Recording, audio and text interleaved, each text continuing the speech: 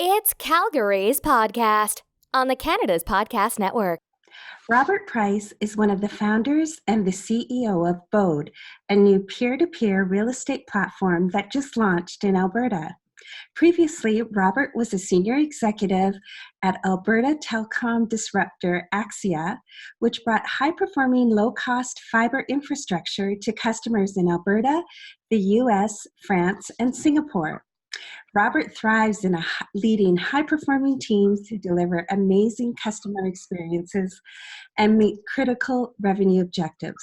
With Bōde, he's brought together an all-star team, including his father and sister, that is shaking up the real estate industry like never before. So welcome to the show, Robert, and thanks for being here today. Thank you. It's great to be here. Well, tell us a little bit about yourself, how you became an entrepreneur, and your journey to where you are now with Bōde. Yeah, I think might be a little bit in my blood in terms of, as you mentioned, working with family. When I was younger, I actually, going all the way back, I started a landscaping business when I was 16, providing landscaping all the way to for acreages in Springbank and in other communities, which allowed me to pay my bills through university. Built a little team doing that, and then I actually took entrepreneurship in university, which was a new of its time. I'm dating myself maybe a little bit, but it was a new specialization from an education perspective. And then when I got into Axia, as you mentioned, it was a very entrepreneurial business. So it had this this unique model and platform that was, as you mentioned, disruptive in the industry. But within it, I was able to start a number of new businesses within the company itself, new business lines, take the company from a operating business to a consumer-focused, enterprise-focused organization, of course, with the rest of the team. And that was a lot of fun. So recently, the company was sold, and now I'm on to Bōde. And so that's a bit of an unusual name. Why don't you tell us a little bit about Bōde and what's it all about? Yeah, so Bōde came from abode.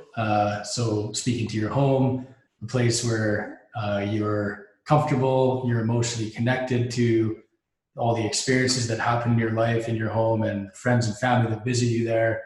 And so it's like your humble abode.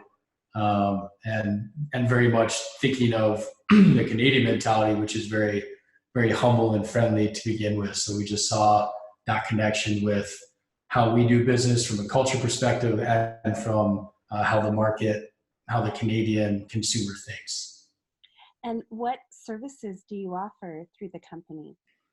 So the company is a peer-to-peer platform, first of its kind, peer-to-peer platform for real estate transactions.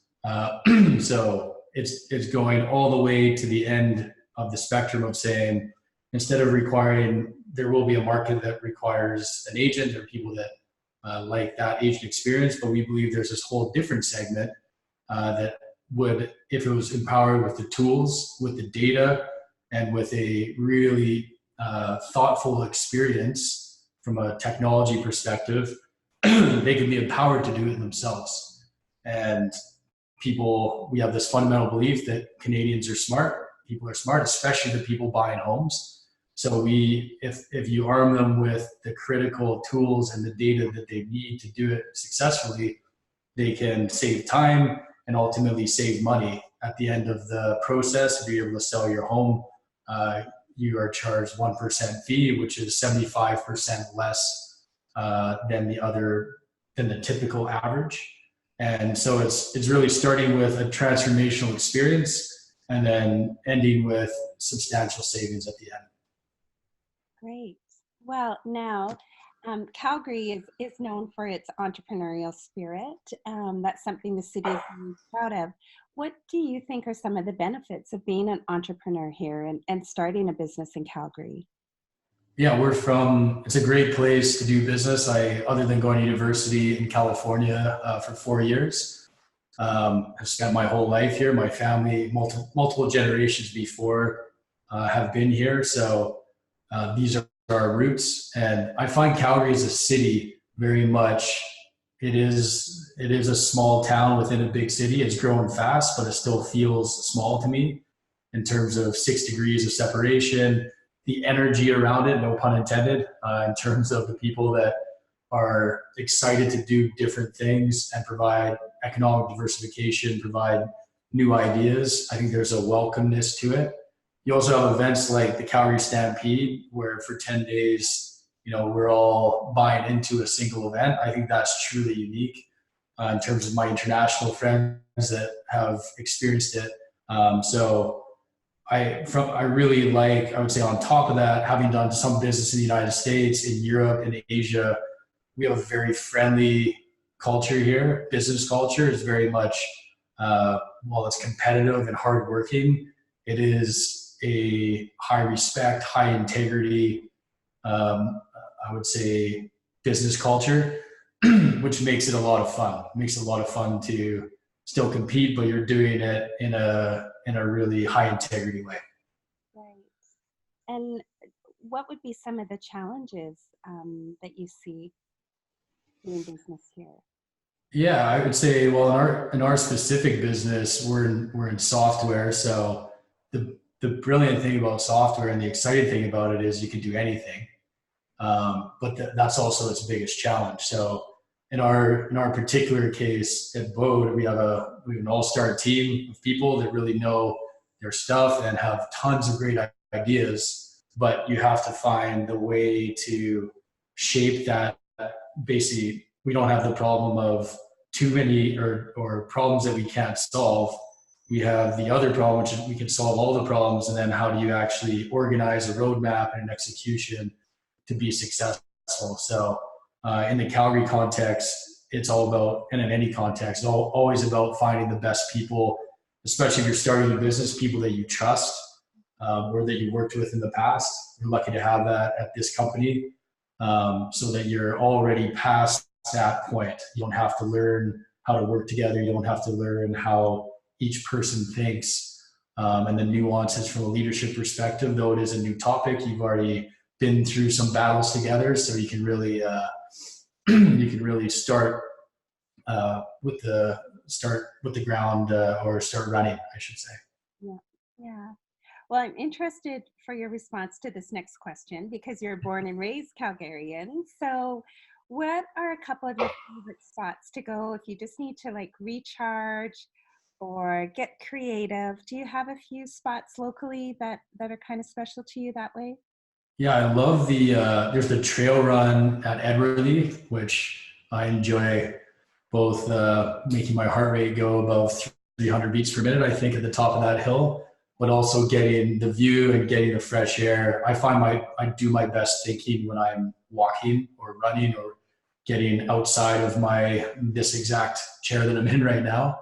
It makes your brain calibrate in a different way and allows you to broaden your horizons. On the other side of it, my girlfriend and I are huge foodies, so we have loved how the Calgary restaurant scene has exploded in the last 10 years. And having traveled all over the world and been to some of these global cities and lucky enough to have some 5-star restaurant experiences, we love what's happened in our city from that perspective. And actually last night we were at 10 Foot Henry, which is our favorite place to go. And we order similar things every time, but it's fantastic. And it's one of our favorite pastimes for sure. Oh, that's great. So, Robert, what are you most excited about these days with your business? We're very excited about, and this goes a little bit back to my personal history of thinking differently and doing things differently. So in a real estate sector, similar to the telecom sector, where there's, more or less the traditional market controls the market. There's a number of established players that have been in the market for many decades and regulations that suit those guys. We're very excited about how do we create an option, a new way of thinking for a segment of the market that currently doesn't have this option. And in the rest of their lives, they have it, and they have it in, Airbnb is an example where the analogy would be the whole hotel crowd. There's lots of options out there. At the end of the day, a lot of them start looking similar. And then Airbnb came along and said, why not rent out your own house? That sounded like a pretty crazy idea, but 150 million users later, it wasn't so crazy. So we're very much in that same philosophy of providing a new option, a new way of thinking related to real estate, but that is something that is truly familiar in the rest of your life for a particular segment, and we believe a meaningful segment of the market. And so what is your vision for the business long term? Where do you hope that it will go? Yeah, we launched a couple weeks ago, so we're hot off the press in Calgary and Edmonton. Specifically, we're able to list anywhere in Alberta. We really want to work with our co-creators, our army of beta testers to get through to kind of get the kinks worked out in our platform. We've dealt with a lot of them already, but it's always an ongoing process of improvement, of refinement. And when you're truly customer centric, that's a complex thing, but it's worth the pursuit, because at the end of the day, that's the customer satisfaction is what drives everything. So Alberta first, and then the next step is expanding across Canada, because we see the same issue, the same market dynamic is everywhere in Canada. Commission rates vary slightly, but fundamentally are between 3, 4, 5%. So the cost savings story is there, and the experiential differentiation is there. And then ultimately, we love to go south of the border from here. So we probably wouldn't do the US all at once. It's a big country and a big market, but we would look at states and regions that made sense upon success in Canada. We really want to start here as Canadians and bring this value to our home first. Right. So when you reflect on your entrepreneurial journey so far, are there any key lessons or challenges that really stand out to you that you think, would benefit our listeners, and maybe just learning from something challenging you went through or one of your mistakes? There's so many. I would say, and I started this way, learning from previous board capacities and advisory roles that I've had. It's easy to think when you start a business that you can kind of do it yourself. You have this idea, you can take it and run with it for a little while, and then eventually bring a team on or some people as you go.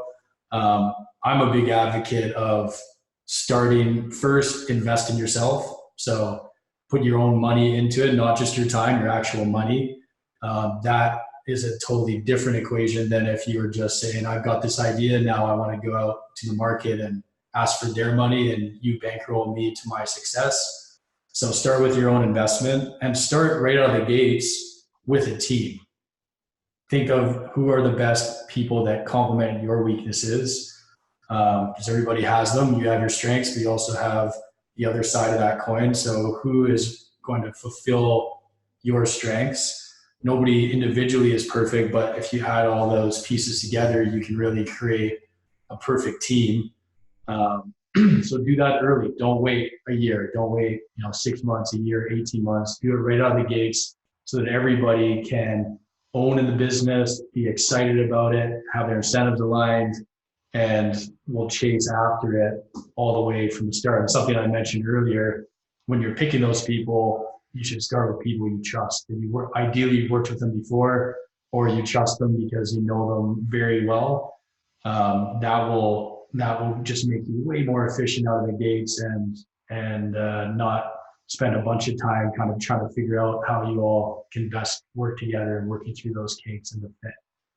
Right. So that was more than one, but those are some ideas that I have. Yeah, that's great advice. And building on that, just one more question for you. What was the greatest piece of advice you've ever gotten? Oh man, that is a good question. I would say, it's kind of a quote that I love, which is the only two things you can control are attitude and effort. So you can be the most talented person in the world, but unless you have both a great attitude and maximize your effort, you'll never accomplish what you want to accomplish. And at the end of the day, those are the only two things you can truly control. So don't spend your time worried about anything other than those two things and how you apply them every day with consistency as a leader of a company or one of the leaders of a company, because that's also contagious and that drives a really fun, really high integrity culture. All right, the next group of questions help us just to get to know you a little bit more. So I'm curious, if you were doing what you do right now for work, what do you think you'd be up to? What would be another career option for you? Definitely a pro tennis player. A what? I played competitive tennis all the way through to Division I tennis in the United States. I was never actually good enough to go pro, not actually very close to that, but a sport that I love and one that I would love to be playing for a living right now. But more seriously, I would probably say many people have told me psychologist would be an interesting career for me. I think that's one that would be a different and interesting challenge, given I'm fascinated by people. I really like to understand how people think, what makes them tick, and how I can, even in my current capacity in this company, really understand them. And it kind of comes back to my leadership approach, which is you treat everybody with the same level of respect, but not the same. So different people have different ways that they are motivated. Some people need much more structure. Other people need less structure. So you got to find those ways to help people and get people totally on their best performance wavelength. So whether that would make me a good psychologist or not, I don't know. But those are some ideas anyways. Some ideas. And what are you reading right now? Do you have a good book in the works or one you'd recommend to our listeners? Yeah, I read, because I read 10 to 12 hours a day for work. I'm actually a bigger fan of podcasts, exactly what I'm doing right now. So this is a lot of fun. One of my favorite podcasts is the Sam Harris Waking Up podcast. So I'm fascinated by people, as I mentioned, and seeing a dialogue happen. In that case, he does talk about business. He does talk about politics, anywhere from racism to decision-making to how your brain works. So one of my favorites. I'm certainly engaged in terms of how Elon Musk thinks and his approach to business. Steve Jobs, when he was running Apple, of course, and just studying the best and most successful business minds is another interesting thing. But I really gain inspiration when I get outside of business and into other successful professions and people in different domains, because it gives you a more rounded perspective, in my opinion. Right. And so you mentioned that's something you like to listen to in the mornings. What are some of the other non-negotiables that you have in either your morning or evening routine? Yeah, Success. I'm an early riser, so I think I'm probably the last guy in Alberta that doesn't drink coffee. But I wake up at 6 a.m, and I'm either want to work out right away or get right to work, because that's when my brain is at its absolute best. I probably annoy people around me at those hours because they haven't had their coffee yet and they're just getting going. But that to me is, you got to find where your biorhythms or your natural energy comes from. Conversely, I'm not as great at nighttime. Like anytime after dinner, I'm still functional, but I'm like half as high performing as in the morning. So I think, like, my advice on the topic would be to really understand where you peak in the day and how you get the most amount of work done, and make sure that your day encompasses that dynamic about you. And what's one word you would use to describe yourself? That is a good question. I've done. Can I answer with many words? Sure. I've With you. done. I've done emotional EQ testing, which I recommend to anybody. So it tells you your emotional score. So in my case, and it was a training that we did as a leadership team in the last company, and it tells you your emotional strengths and your emotional disposition, basically. So for me, I was under-indexed on fear. I was under-indexed on shame. I was under-indexed on anxiety, and I way over-indexed on love and joy and compassion. So for whatever that's worth, I think that's an interesting thing to understand, because you can actually evolve the way that you are wired over time. So weaknesses now can become strengths. And I thought it was an interesting process because it basically breaks down how what would be your natural disposition and how that relates to your role, because each role has obviously different requirements from that standpoint. So that's my official scientific answer for you. Well, and you hear about companies that do those tests, and it also helps a lot with your team building and the performance of your management team, because you get to understand each other's uniqueness, right? Exactly. And you actually want a healthy mix. Yeah. So because that will strengthen. So in my case, I'm the bold guy. I'm impatient. I want to break through barriers that have been longstanding in industry and fight for the customers. And then you want other people on the team to say, okay, let's slow down. We can think about this more. What about this question? What about the complexities of doing that? I'm making things simple and pushing things forward towards a vision. And they're saying, well, what about the gotchas? What are the gotchas? That really rounds out and strengthens any strategy.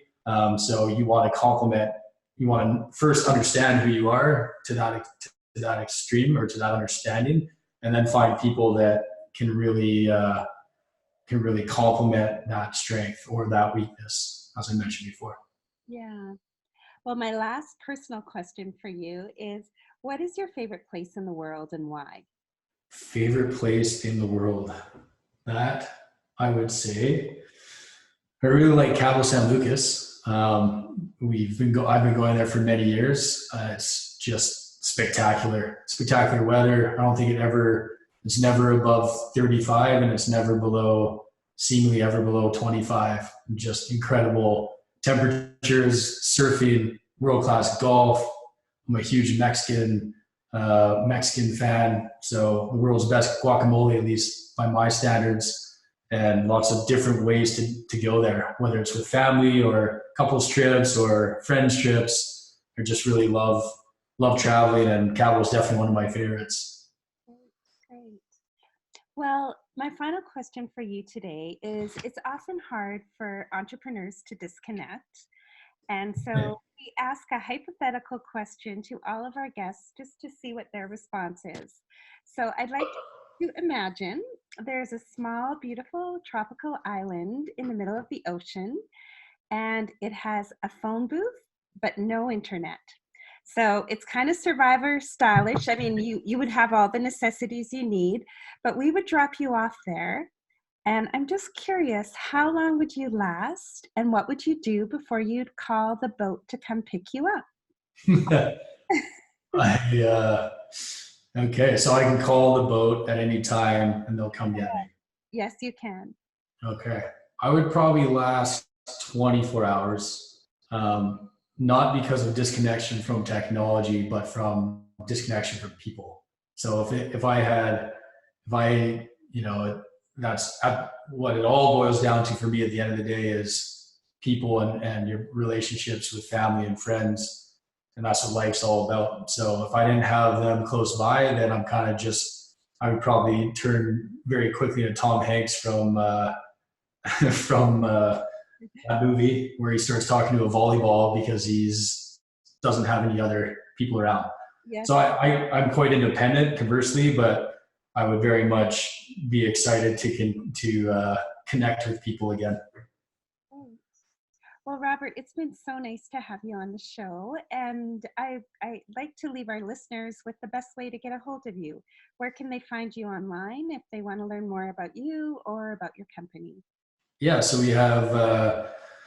we're on Facebook, Instagram, and LinkedIn. So you can hit me up directly on LinkedIn if you have any questions from an entrepreneurship standpoint or any standpoint related to anything. I'm open.